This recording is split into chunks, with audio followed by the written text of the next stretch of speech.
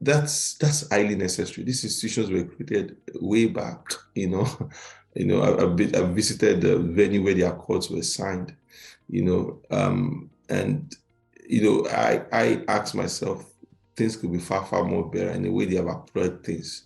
I mean, from IMF and the World Bank. And my challenge is number one, a lot of conversations happen about the capital adequacy, that this based on the rating that they have, the credit rating that they have, the AAA rating that they have, they could do more lending than they currently do into more developed economies and more developing economies. And I think that's very, very critical. They have to be able to do more. The second thing is you also look at the fact that what are they funding, and how inclusive is they in the framework, in the conversation for some of this funding. Because a lot of developing economies, we can't run away from the fact that they have leadership challenges. So they're not making the best choices or the right choices when they are engaging with these Bretton Woods institutions. So you find that there's a long list of items of investments or projects that are done by Bretton Woods, especially the World Bank, and you begin to worry about what exactly is the impact of all of this, or is this the optimal use of resources for, in terms of funding, for a lot of this country. Look at China. China, when people talk about China in Africa, they make it look as if China is giving Africa a lot of money. If you put it on aggregate terms, China is not.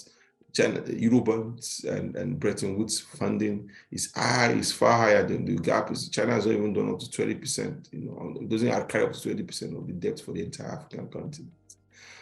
So in my own view, but you could see how much it has been able to accelerate infrastructure. Even though we might have challenges with transparency around it.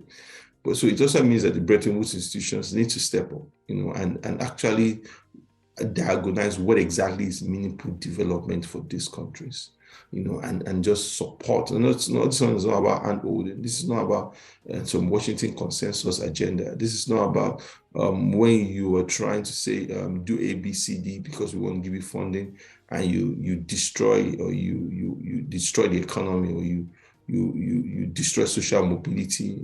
Something that has happened over the years. This is about that. This Bridgetown initiative should make these institutions more nimble to respond to most developing economic needs. It should also mean that they have more resources to give. Things around the SDR recycling that is going on right now with the IMF, and how that has not moved as fast, or has not moved at the scale that people expect it to be. So, and also it has to mean that this has to be anchored on growth and opportunity. If you look into the US, there's huge concern for full employment.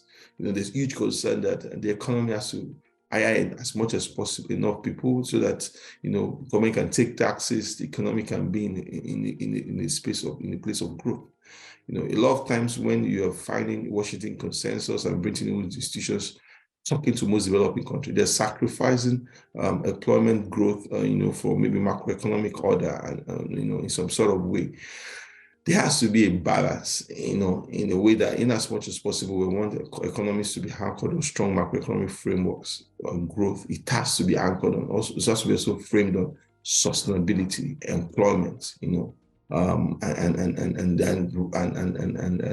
development in the right framework. So for me, I love the Bridgetown agenda. I think there needs to be more voices that speak. They need to consult widely with civil society, and also leaders of thoughts within the developing countries. But for me, it's anchored on three things. These institutions must be more nimble to respond to developing countries' needs. They need to anchor their agenda on sustainable growth, which includes employment and industrialization. And then most importantly, they need to leverage on their AAA rating, to be able to do more lending and support for most of the developing countries.